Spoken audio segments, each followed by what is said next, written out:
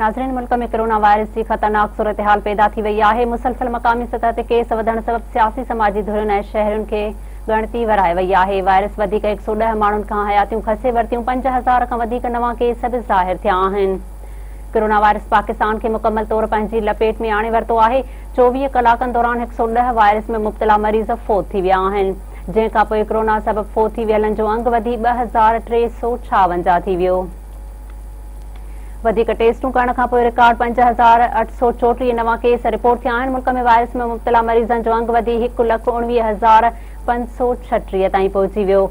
सिंध में 43,790, पंजाब में 45,463, केपीके में 15,206 ऐं बलूचिस्तान में 7,335 मरीज़नि में हिन वक़्त ताईं कोरोना वायरस जी तस्दीक थी चुकी आहे।